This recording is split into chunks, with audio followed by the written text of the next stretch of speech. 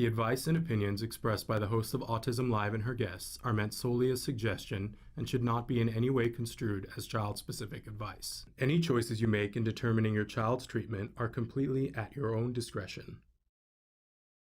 Dr. Doreen Granpeesheh is the Dr. Doreen is an expert in autism. Doreen Granpeesheh. Dr. Granpeesheh. Dr. Doreen Granpeesheh. Dr. Doreen Granpeesheh is a visionary in the field of autism. Now you can ask her questions on Ask Dr. Doreen. Here we go.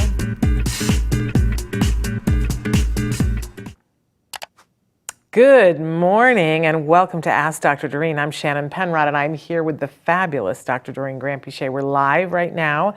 It is Tuesday, September 13th, 2022, and excited to be back. We were off last week because every once in a while we have to give Traven a break. Of course. So our fabulous Traven. But we're back. We're live this morning. We're live on Facebook, YouTube, Twitter, and a dozen other places. And our fabulous Traven will show those to you in just a second. But if Dr. Granpeesheh is here, and she's going to be answering your questions in real time. Good morning. Yeah, I just throw that in. Good morning, everyone. Lovely to be here. I'm like a freight train. No, it's and great. I'm like, I got a direction I'm going, and I don't stop. So good morning. Good morning, Shannon. How are you? I'm good. I'm excited to be back here with you. Yes. I miss it when we don't have this opportunity. Me too. It just feels weird. And it's been nice because we're back in person and I get to be in the same room with you. And also what you just told me right before we started, that we're just starting the 12th year. Yeah, this week is our 12th year of doing this together, and which is pretty amazing. It's lovely. It's incredible. It really, and what a privilege to be able to do that with you guys. If you watch the show at all, you know that during this hour, Dr. Granpeesheh, who is a true expert in the field of autism, gives us her time for an hour so that we can tour her brain, ask as many questions as you want. I love it because there's no cost to you for that. And if you've ever been like, well, I wish I could ask an autism expert this, what a lovely opportunity to do that. I also want to let you know that Dr. Granpeesheh is really getting it done on TikTok and now on Insta. Yeah.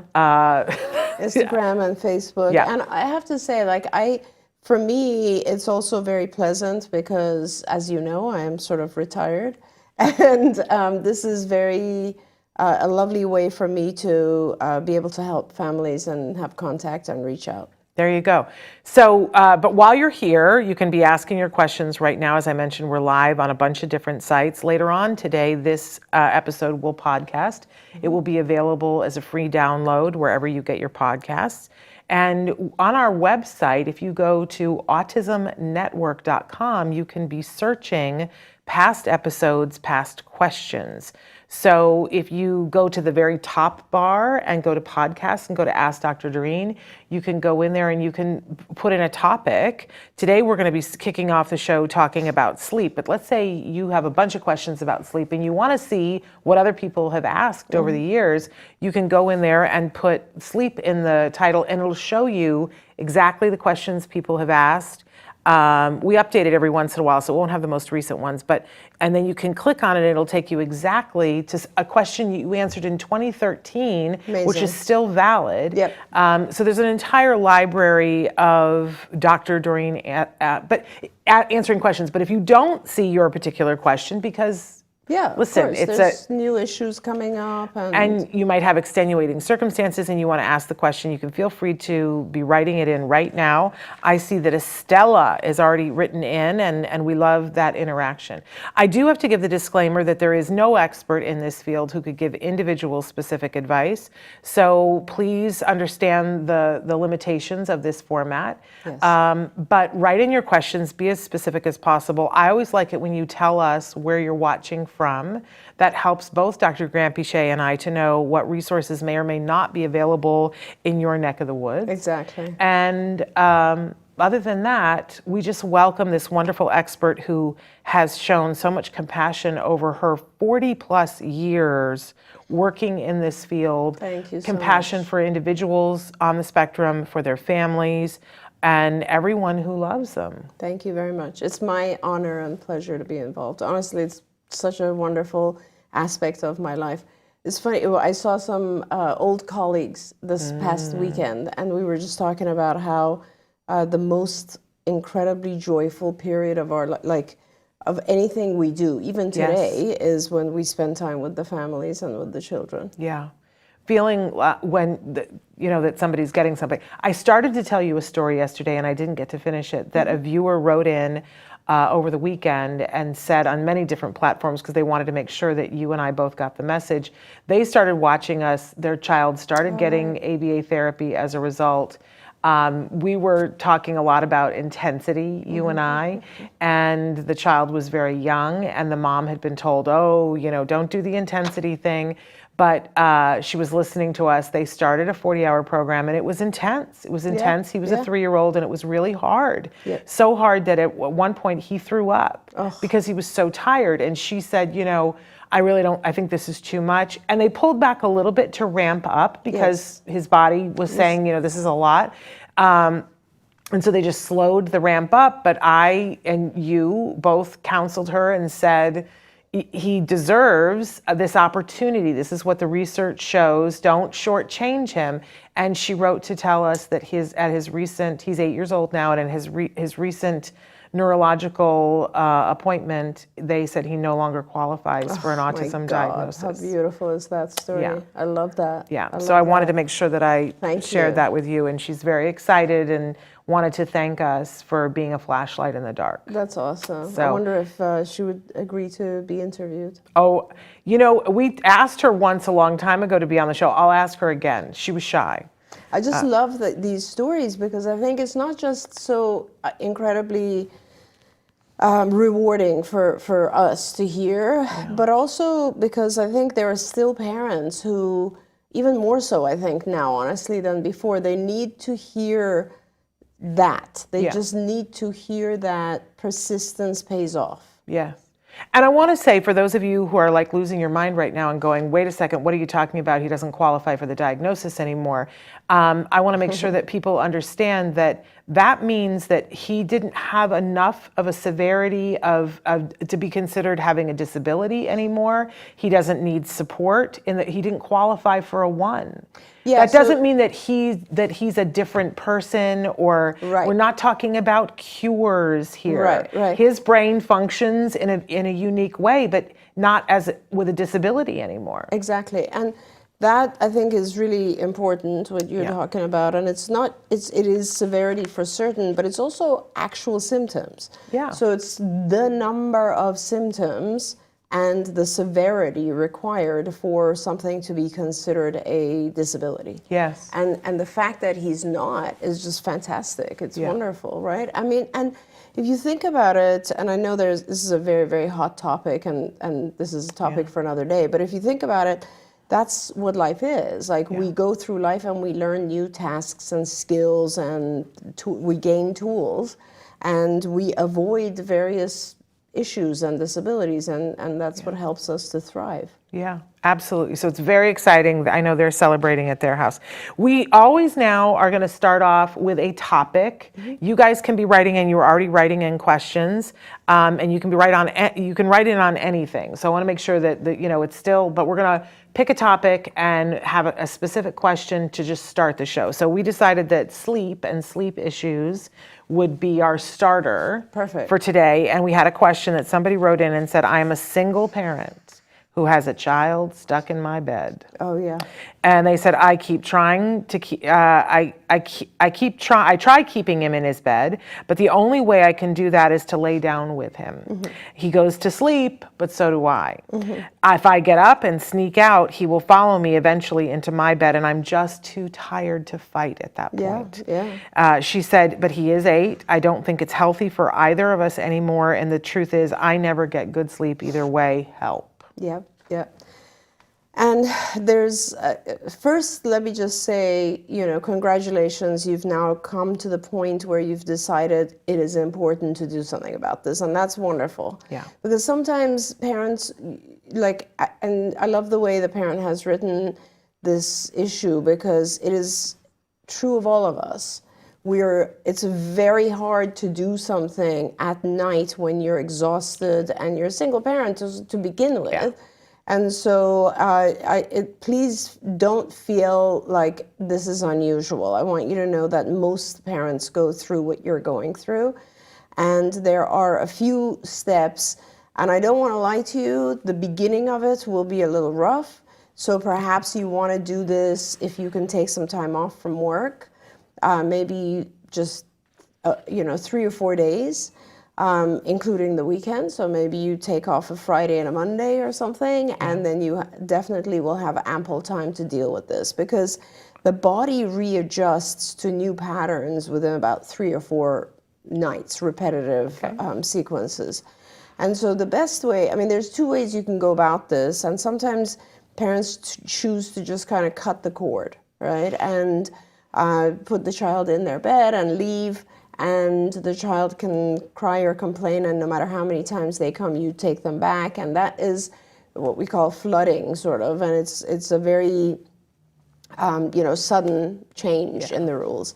The way that I recommend is to do a gradual fading of what you've been doing. So let's say you're sleeping in his bed or he falls asleep, and that will be like night 1. Night 2, I would suggest you put like a cot next to him and you sleep in the cot. And you can spread this out too, by the way. It doesn't have to be over the course of 4 nights or whatever. And night 3, you're still in his room, but you're going to move your cot towards the door, and you're going to sleep way further away from him. If he gets up to won't be able to come into your cot. If he tries, you can put him back in his bed. And this is why I'm saying you should take some time off, because don't expect to sleep these few nights. You'll have some rough nights, right? Yeah. And so the concept is eventually you will now move your cot outside of his room. I do recommend that someone, whether it's you or whoever is helping you, spend the night right outside the door, because it is pretty common that our kids will wake up, look around the room, not see you're there, and then come searching for you. Yeah. And so that might need to be repeated a few times, 2 or 3 nights, where you're right outside. Child, if they come out, they don't make it to your room. Yeah.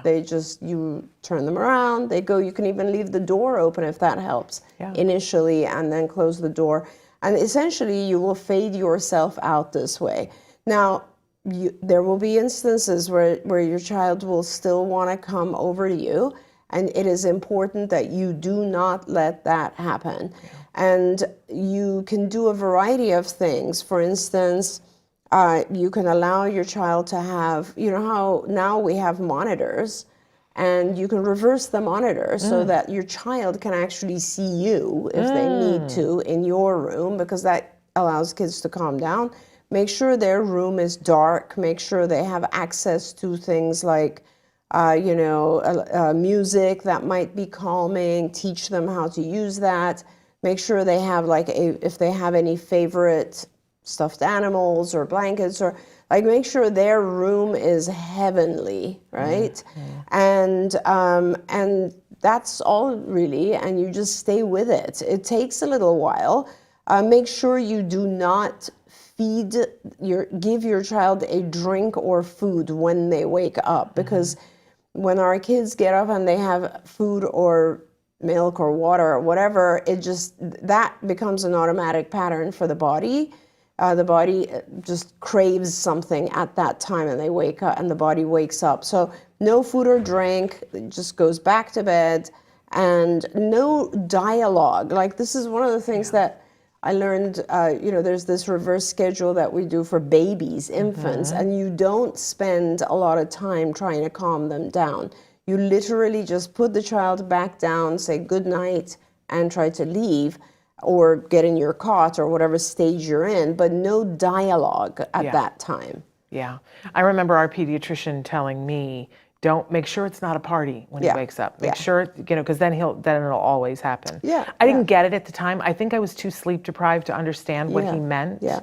But I love your kinder, gentler thing. I will say that I think one of the things that we're bad at as parents is the very slow fade to something. But the thing that makes the most sense to me about this is that if we always want to get to the end result, right? But that often isn't what works. And what I notice, because we're getting, I don't even know if we're doing it this year, the daylight savings time thing. Oh, right. We might not. Right. But every day the light changes by a minute and a half. Right. But it's so gradual that we kind of just don't notice it. Right. And then one day we go, oh my gosh, it's dark so much earlier than it was. I noticed that the other day. I was like, what do you mean it's dark? It's 7 o'clock. When did that happen? Yeah. But when we do it by an hour, we all freak out for a week. Yeah. We're like, what's wrong with me? I can't. And it's because we've changed it too quickly. Absolutely. And it's fascinating to me that as a race of people, we can handle the minute and a half.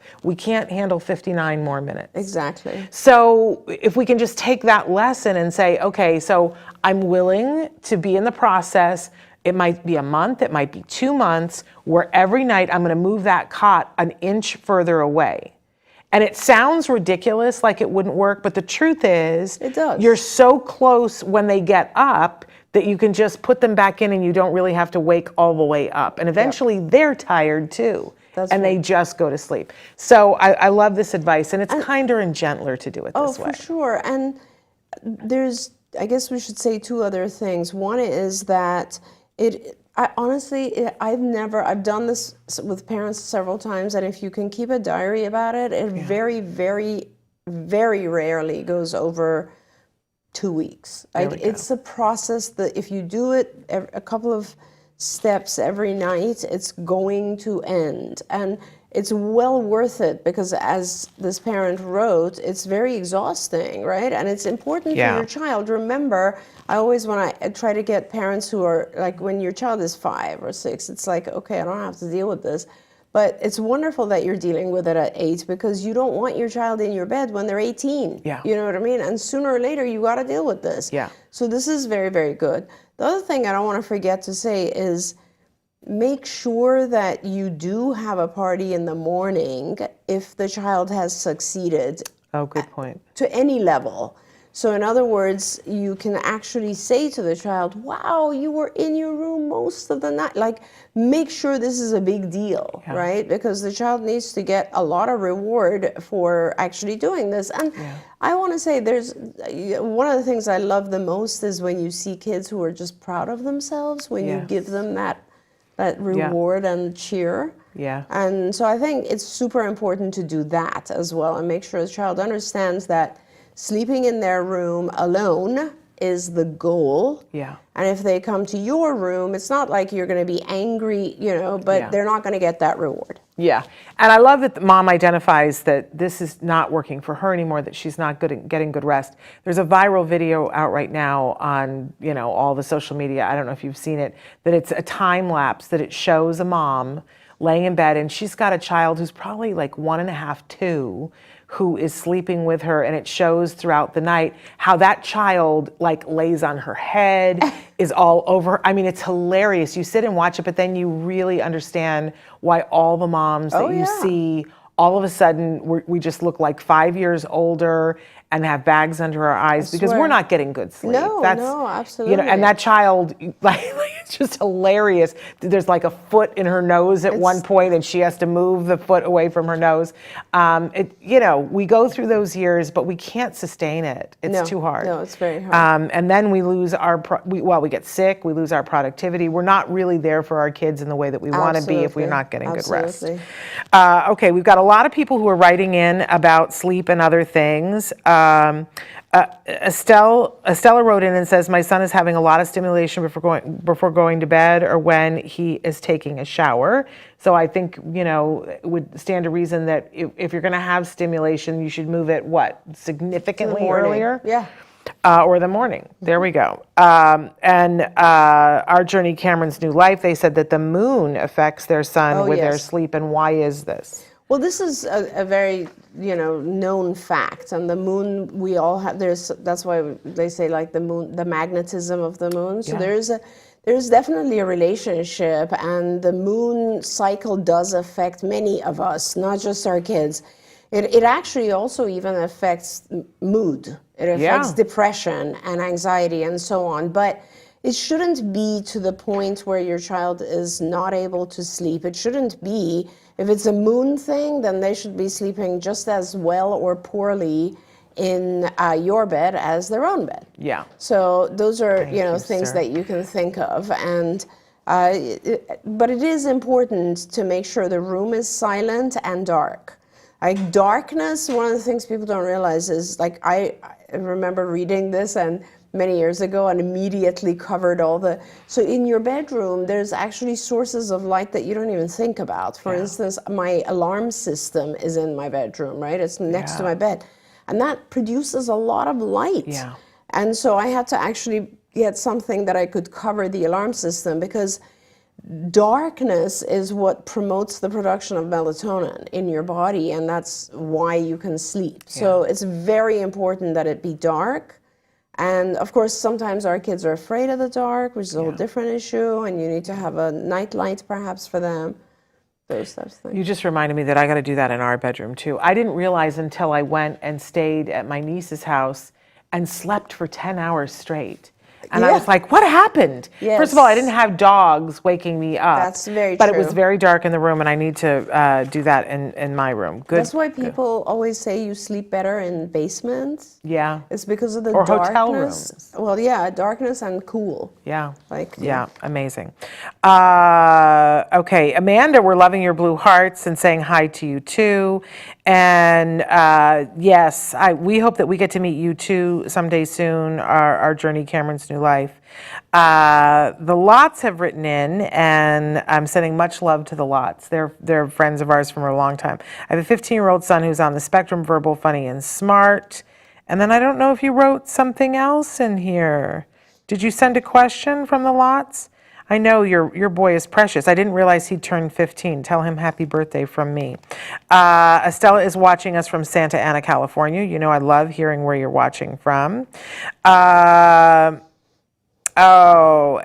our journey, Cameron's new life, says, my son is making so much progress this year. You both taught me so much.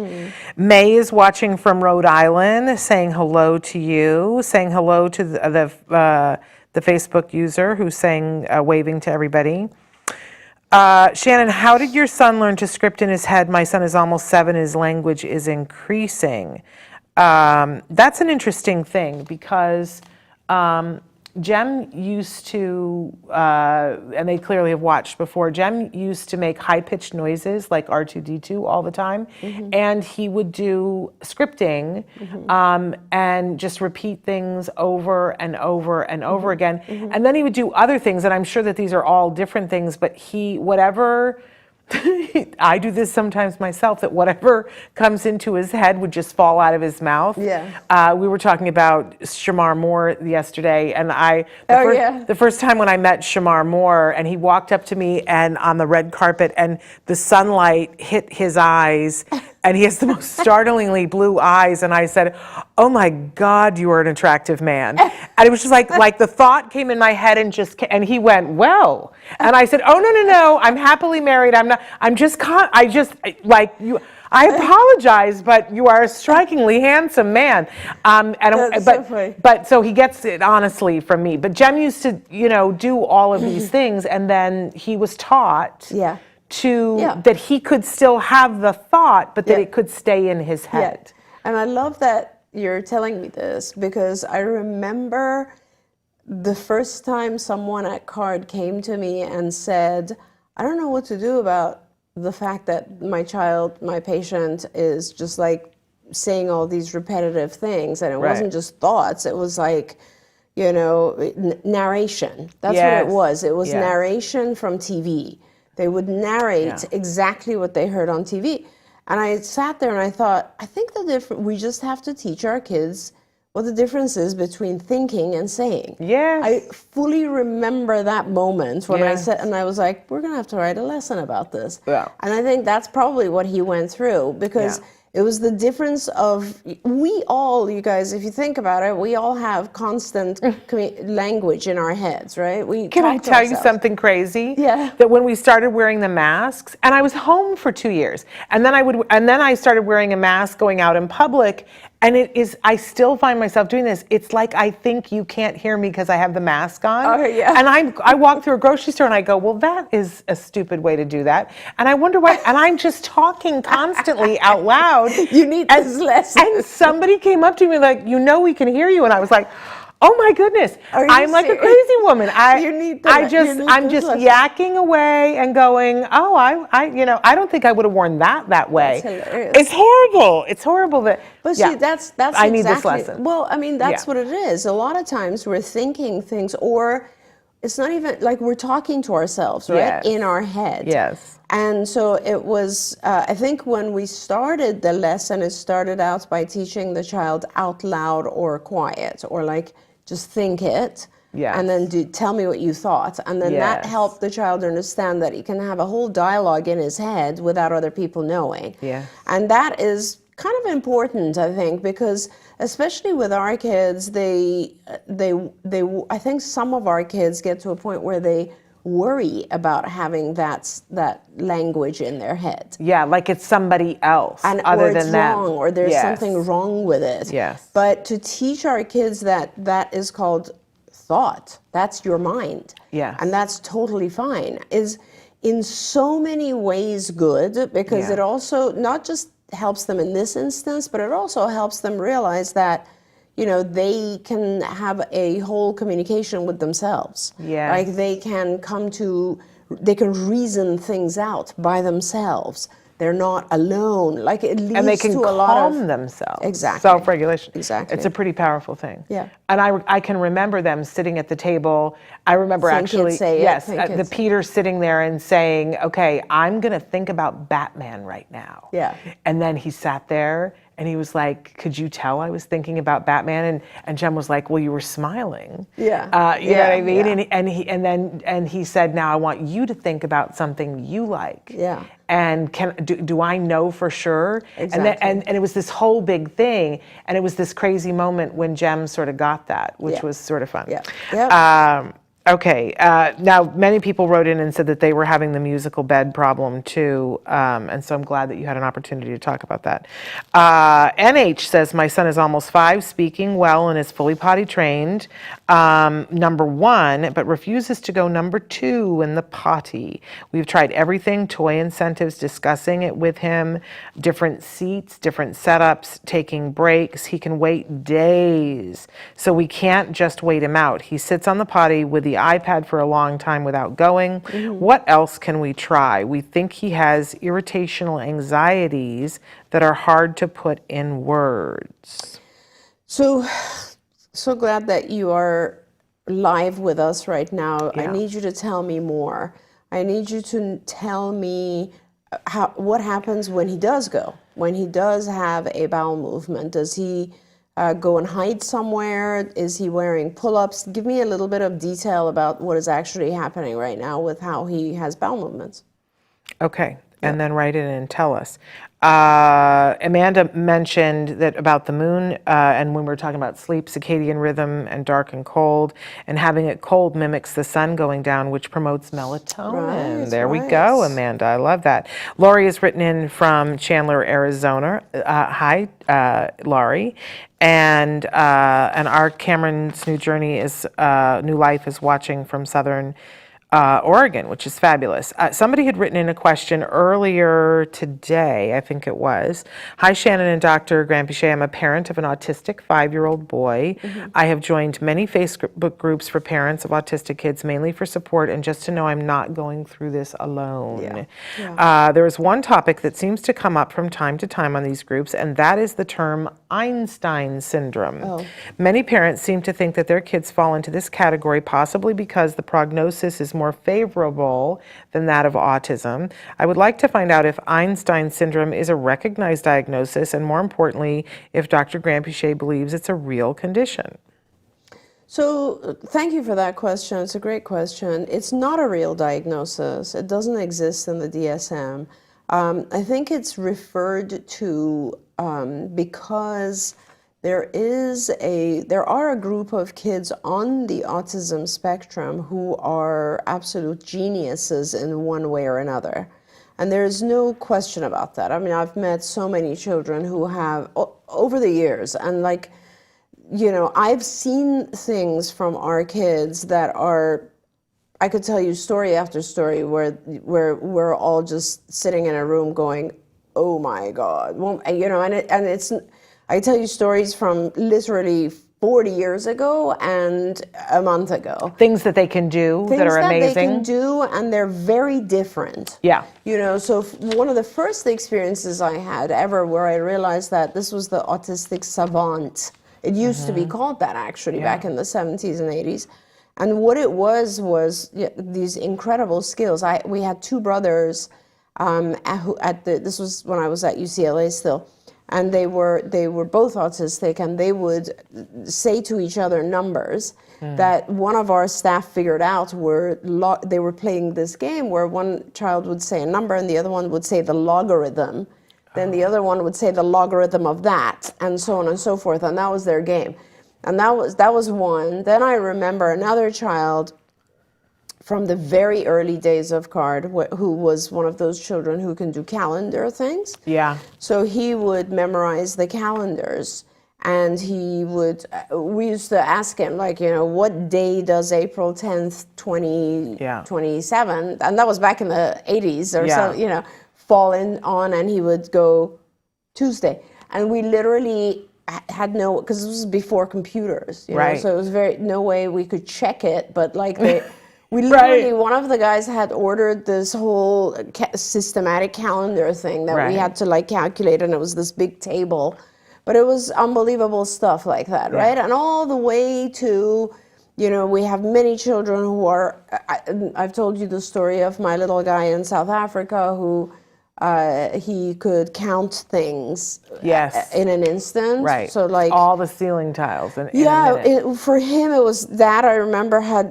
took a pile of marbles, put them on the table and said how many, and then he said something like 12 and, you know, or 20, and we counted and there was only like 12 on the table, and then he explained that he was also counting the remainder that were in the bag, you know, and I was like, oh my God. Like, so, but he had this very incredible talent of counting all the way, you know, fast forward to a year ago, you know, there are children who actually are very nonverbal, and it's very hard for them to articulate anything. Yeah. And I have seen such a child actually with the, you know, where the letters and you put your fingers into the letter, and she could say incredible statements. Oh, yeah. So there is a whole and then of course there are many children we know who are amazing at music. They just will play something straight out, and children who are unbelievable artists. Yeah. I mean, so all of that exists, and I think that's why it is referred to as Einstein syndrome, because it's a selective area of incredible strength. Yes. Unusual strength, like beyond our capabilities. Yes. And so, it's an attractive thing. It's not, you know, I can understand that as a parent, we'd want to say that's what my child has, and it's very possible. There are some children who really do have savant skills, right? But nevertheless, I don't know that that's necessarily easier for them to you know, how they do in life, because it doesn't, like I said, there are children who are severely affected in other ways, but have photographic memory. Yeah. And the fact that they have photographic memory allows them to be kind of treated a little bit like a celebrity in life, but at the same time, they still struggle because they have these other areas that they're not capable of handling in life. Yeah. So it's hard. I think I can remember when the very day that Jem was being diagnosed, when the doctor said, you know, her thing, she had no bedside manner and had a very German accent, and she said, "Yeah, autism," right? That was how she broke it to me. And thank you. And I I at that point I didn't know that much, and I said, well, but where is it on that spectrum? Right, Like, right. are we at least Asperger's? Right. Because I thought, oh, well, then maybe he'll have some great ability to be a mathematician, was the thought process in my head, because I was looking for something to hold on to. Of course. And she didn't have anything for me in her bag. She was like, I don't even know. Yes. I don't know if your child's going to talk again. I don't know, I don't know. But that was the thing. I was looking for something to hold on to that at least, and I do think I see in parents, when you find the thing that whether it's the thing that your kid is good at or the thing that your kid is drawn to, that's their niche, it's almost like it's a relief. Of course. That it's a puzzle that you have to solve. Until then, I'm thinking about a friend who, when she discovered that her daughter can sing opera. Yeah. And it was like, okay, now we know what path we're on, we know the direction.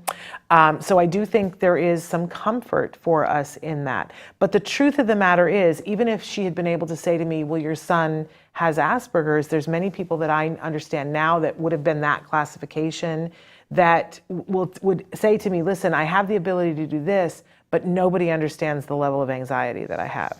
Yeah. So we have to take it day by day. We have to, meet our children where they are. We have to play to their strengths and shore up their weaknesses like any other parent. That's exactly what I was going to say, Shannon. I totally agree with you. I think the same level of pride is, you can apply that to just any parent, right? Like when our kids have some area that they're strong in, we're proud of them and we're grateful and we show off. Yes. And that's, I think, all parents do that, obviously, right? And this is part of that as well. Yeah. The fact of the matter is, like, I could say, my son, he's hilarious. He has one of the best sense of humors that I've ever seen. He could be a stand-up comic. He's so amazing, right?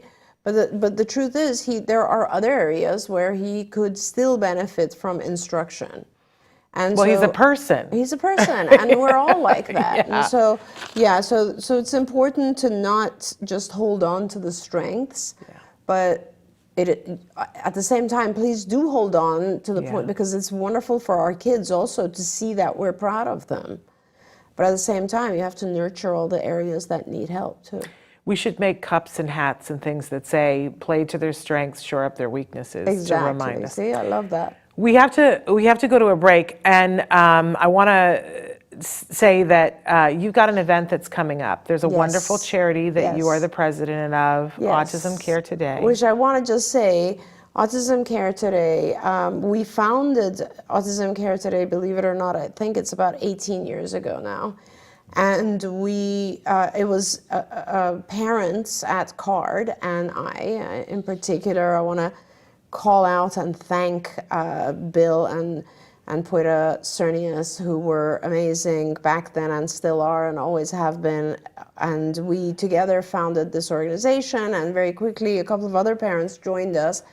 And our goal was and is, it's called ACT Today, Autism Care Today. And our goal is and has always been to help families directly. It's not about research, which everything is important, but ACT's goal is to help families. And so we have given out grants that we're almost at around $2 million of grants that we've given out, and we're very, very proud of this. And so we have this, usually we would have an event called Denim, Diamonds, and Stars, which of course our dear Nancy Ospa Jackson was the director of that and did a fantastic job for us every year. But we have not, due to COVID, and we decided this year that we would do something a little different. And so we are doing a Halloween event, which is called All Ghouls Gala. And it is kind of exciting because it's our first event after COVID, and we'd love to tell our audience about it. If you're in the Los Angeles area, you might want to attend. So take a look at this message. Oh, maybe not. Not yet. Okay. I was going to the All Ghouls Gala. Do you want to go to the other one instead? Okay, here is the All Ghouls Gala one. I'm talking to Traven in my ear, you guys. That's what that was. If you think I'm just like talking to myself, Traven is in my ear. You are invited to a frightfully fun evening at the first annual All Ghouls Gala.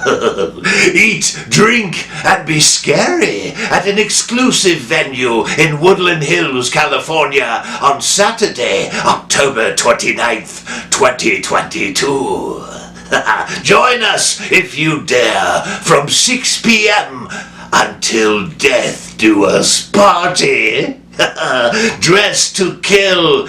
Devilish prizes will be awarded during a spooktacular costume contest. Tickets to this exclusive event are available now at Eventbrite. But they won't last long.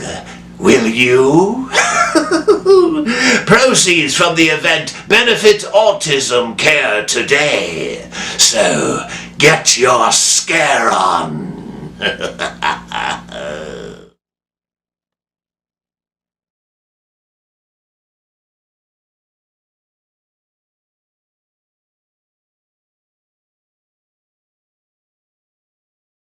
Very fun evening if you're going to be in Los Angeles.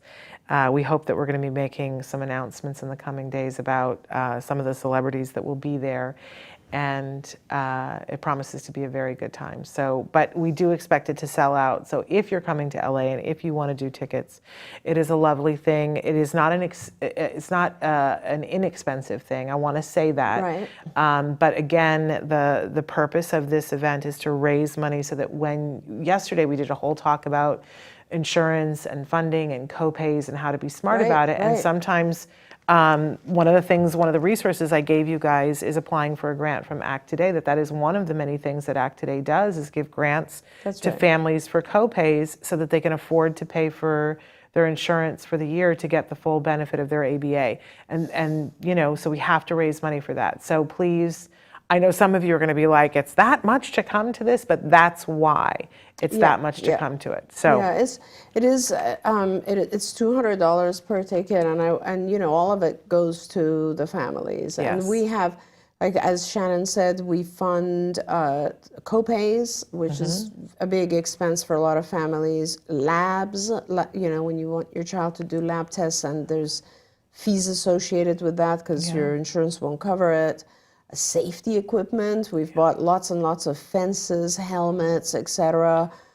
Service dogs we've purchased, iPads where the child can use for communication, augmentative devices, all sorts of things. So it's been very helpful to a lot of families. Yes. Even during COVID, honestly, we did a whole period of time where we were just paying for food because a lot of people had lost their jobs. Yep, absolutely. It's a wonderful charity.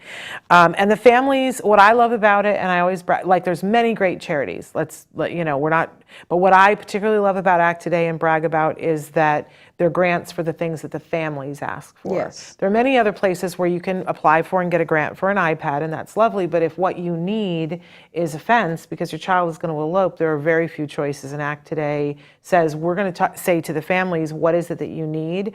And as I mentioned yesterday, you apply for a grant, and the money doesn't go directly to the family, it goes to pay for that service. Right. So if you say, I need money for co-pays, in the application, you write in and say who you're getting the services from, who your insurance company is, and the check is made out to them. Yes. And so it actually goes to the services. And it is a lengthy thing that you apply for, but that's because they want to make sure that the money goes to autism care today.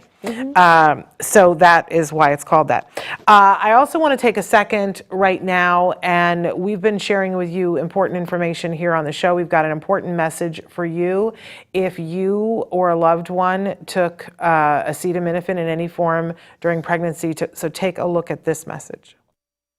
A recent study funded by the National Institute of Health suggests that there may be a higher risk of autism in children whose mother took the pain reliever acetaminophen during pregnancy. Acetaminophen is the active ingredient in scores of over-the-counter products, including Tylenol, Excedrin, and Robitussin. So if your child was diagnosed with autism and you took any acetaminophen product while pregnant, this commonly recommended over-the-counter medication may be responsible, though additional research is ongoing. If you or a loved one used Tylenol or other medications containing acetaminophen while pregnant and later gave birth to a child diagnosed with autism, you may be entitled to financial compensation. Shapiro Legal Group is now evaluating potential legal claims by parents of autistic children. Call right now to see if you may be entitled to financial compensation. There are time deadlines to file a claim, so don't wait. You can reach Shapiro Legal Group at 888-657-0455. Again, that number is 888-657-0455. You can also contact Shapiro Legal Group by going to shapirolegalgroup.com/autism. Shapiro Legal Group, PLLC, associates with attorneys throughout the country to help people nationwide, and is licensed in New York and Washington, D.C., and has its principal office at 60 East 42nd Street, New York, New York. This ad was read by a non-attorney spokesperson.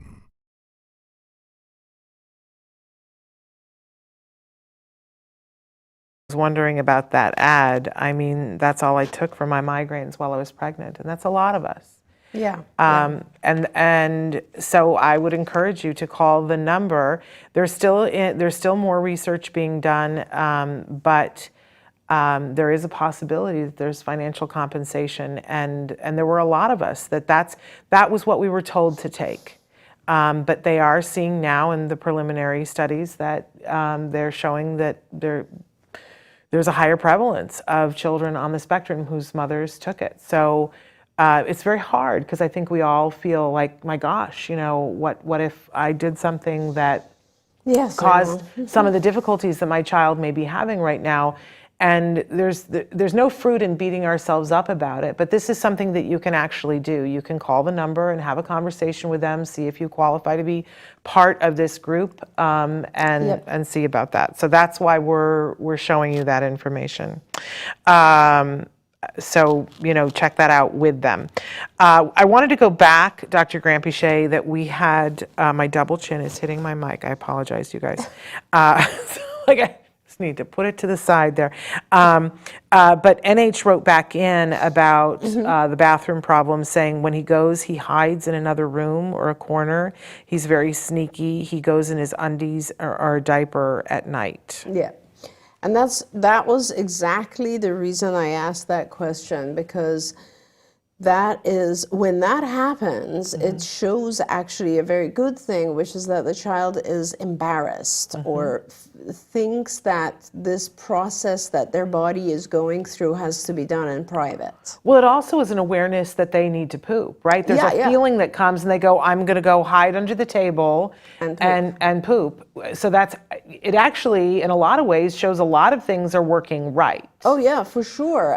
But for whatever reason, they think that pooping is either wrong, in which case they have to hide. And probably, honestly, part of the reason our kids start to feel that way is because when they poop in their underwear or something, we tell them, no, that's not what I want you to do. And they don't realize that you're talking about the underwear part. Right. They think it has something to do with just pooping. Right. And so what you have to do is you have to gradually get him to a point where going to the bathroom is the corner, is the place where he can hide. And so you will start by, when he poops in his underwear or something, don't have any kind of negative reaction to it. Just have him go with you to the toilet and actually take the underwear and empty the poop into the toilet, flush it, and celebrate. Yes. Okay, and he will start to realize that's where poop has to go. And the more you do it, and the other thing is with our kids, usually they have a time frame. Like some kids will go right after breakfast, some kids will wait and go right after dinner. Kids have a time frame. So you want to make sure that you spend that time with your child, because if you can see them, they're about to go sneak into a corner and you direct them to the bathroom, and you just point and, give them a hint. Remember, this is where it goes, and just leave them in there. Yeah. They will start to get the idea that this is what they need to do, right? And as soon as you've had any success at all, you need to eliminate the pull-ups and diapers, because we did this study which showed that if you keep putting the child in diapers, they will keep going in the diaper. Whereas It's confusing. if you get, I mean, it's just what they're used to. So let me ask you this. If he has a place in the corner that he likes to do it, should you maybe take a potty chair? And I know with some kids, they're older, and put that in the corner? So this is another interesting thing we learned over time is that the kids have a less of a harder time going on a potty chair than the toilet. And I think that might have something to do with a lot of kids are afraid of where things go when they're in the toilet, right? It's like, what is that hole? And how could I ever fall into that hole? And they have these thoughts, right? So that movie Flushed Away didn't help anyone, right? When the little rat goes down and he's in the sewer, that helped no one. Well, and like they've seen things disappear in there, right? And it's sort of creepy for them. So it is a good idea to actually put a potty chair, as long as you can. They have these potty chairs now where you can transfer the seat of the potty chair onto the toilet. Oh, okay. That is kind of the best way to do it, because now the child's used to this particular like cushiony seat, and you now have it on the toilet. But I think for this child, it's really important that they learn that the corner or the secret, a lot of kids go in the closet and do this, right? Yeah. That is, for them, should be the toilet, the bathroom. The bathroom is the corner that you want to go in, right? And then if we realize, they still have a fear of the actual toilet, we can start using a potty chair first and transfer that. But let us know how that goes. Yeah. I just want to say that one of the problems that we had was that the bathroom is a very echoey place. Yes. And for whatever reason, sensory, that would just dysregulate my child completely, out the corner, around the corner, down the block. And when we realized that, we put a lot more padding and fabric and things so that it wasn't as echoey, and we found that it helped with the potty training. But then we had the problem when we would go out, like, be in a Target bathroom, talk about echoey. Oh, yeah. And my child would be totally fine. You take him in a Target bathroom and he would lose his my mind. gosh, and be an entirely different child. And it took me a while to figure that out. And I remember thinking, how is this ever going to end? Like, is he going to be 22 and he's going to be, doing a lecture, and then he's going to go into the bathroom and fall apart? Yeah. And it worked itself out. We did a lot of different things, and it wasn't like we did nothing. But I just want to say to people, because you get stuck in a phase and you go, we're going to be stuck here forever. Yeah. And it's never going to be better. Your child is going to poop in the potty at some point and stop doing it other places. It is going to happen. You're going to find it one way or the other. Don't give up. It will get better. Right. Dozer says, what about a pull-up at night? My son has diabetes insipidus that makes him pee a lot, and even with a good night, he will wet through sometimes. I bought a regular toilet seat that has a smaller potty seat attached to it. It's held to the lid with a magnet when not in use. Yeah, that's exactly the awesome type cool. of seat. And if you're dealing with other health issues like diabetes, where you're naturally is going to go to the bathroom or urinate multiple times, I think depending on the age of the child, you might need to continue for a while on the diapers. But sooner or later, again, depending on the age of the child, you're going to have to teach them to get up and use the toilet. Yeah. But I think when you say getting rid of the diaper during the day is one thing, pull up at night is an entire It's a different other thing. Yes, it is a different thing. Yeah. We have a friend that at one point, his first invention, you and I share a friend, his first invention was that he made sheets that were waterproof and disposable. Yeah. And he was marketing them to college students. So How funny. you would get this this sheet pack, and it was both the top sheet and the bottom sheet, and you would put the sheet on, the fitted sheet on, and then if something, every week you could just pull one off, so you didn't have to do laundry if you were a college student. Yeah. But he made them waterproof, and he would go on these different shows, and they would make fun of him, and they would go, "Are you peeing your bed? And is that why?" And when I met him and I saw this, I was like, "You marketed this all wrong. You should have marketed this to parents, because this would have made life so much easier." It's so true. By that point, he'd sold the Absolutely. company. But a missed opportunity. And he was like, "Really? Would that have been helpful?" I was like, "Are you kidding me?" Because if your child wet the bed and all you had to do was pull the sheet, Yeah. put them over the top, pull the sheet, and dispose of the sheet, and it didn't go through to the mattress. But you know that, like, the original studies for bedwetting, they have a device that you can actually buy still today, which is, it looks like a heating pad. It's a little bit bigger, and you put it under the sheet. Right. And as soon as it gets wet, it either will vibrate Right. or have a little bell. And it wakes them up. It wakes them up, right? See, but I always was like, isn't that too late? It is too late, but it's aversive. No, It's I don't like like, aversives. it's a negative consequence. I don't like aversives. Exactly. Because I personally don't like aversives. Okay, do we have time for one more question? Sure. It's a doozy. My older son is 6, verbally delayed and autistic. He constantly is attacking us and destroying my home. He responds to nothing. The only peace I have is when he sleeps. I'm terrified for my life, for my 11-year-old child. I'm scared of my own son and I don't know what to do. I've had to lock me and my baby in the room just to keep him safe. Please help me. I don't know what to do. And that came a day ago. Oh my gosh, I wish they were watching, because we really should have a few back and forth sessions with this parent.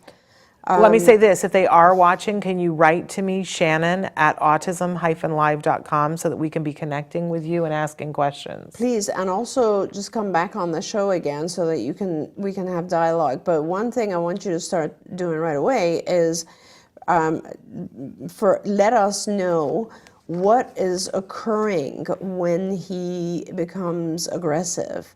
What has led to him becoming aggressive in that moment? I'm not talking about like historically, I'm talking about what causes him to aggress.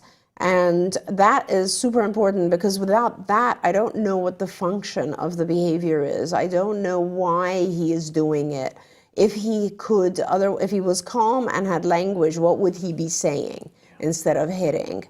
So please let us know, and I'm certain we can help guide you through some of this. And he's 6. So the good news is, and I want to congratulate you and support you in saying, I need help. Yes. Because that's the hardest thing in the world to do. But he's 6. Now is a great time, because at 6, you still, he is still a person that is seeking something, Yes. right? There's something obviously that he wants, and at 6 you can change this equation, and he's small enough that you still probably have the upper hand more than you think. Yes. And not waiting until he's 12 is not a good idea. Exactly. 6 now is the good time.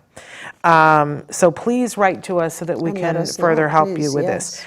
Other than that, we are out of time, but I really want to take a second to thank everybody to be here. I also want to let you know that next week's show, we have a very special Ask Dr. Doreen that we're going to be showing next week with a very special guest, Austin Butner. I haven't had the opportunity to meet him, but you know him. And he is an amazing philanthropist and has had many interesting jobs here. He most recently was the superintendent of Los Angeles Unified School Districts throughout the pandemic.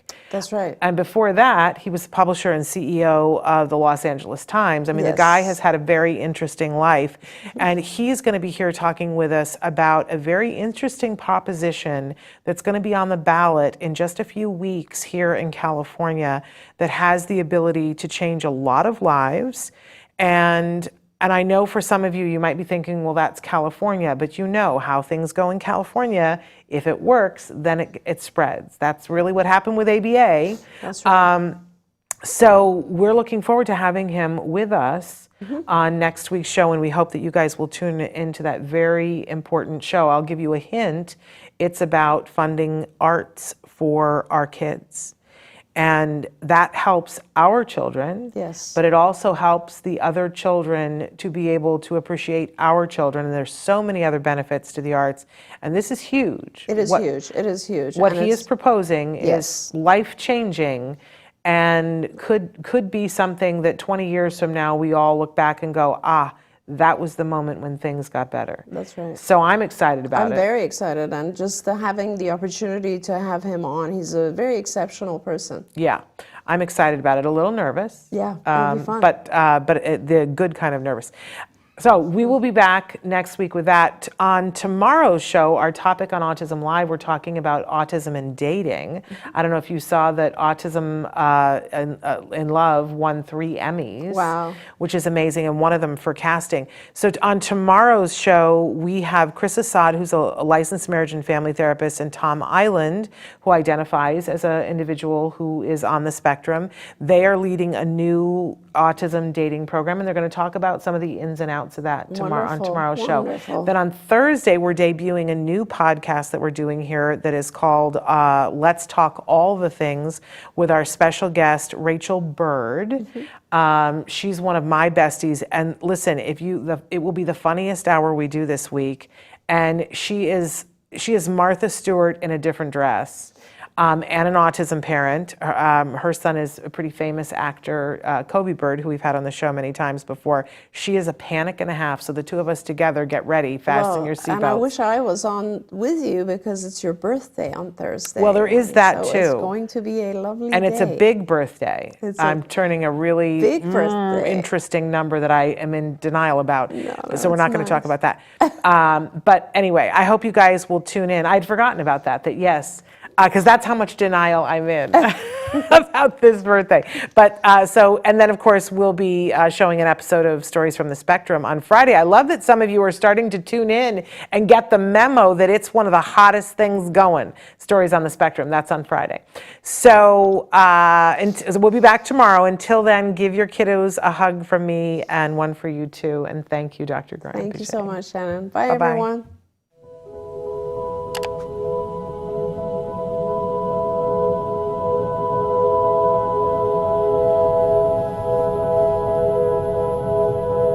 If you found anything helpful in this video, please give us a like. In fact, make sure that you smash that subscribe button on YouTube and give us a like on Facebook.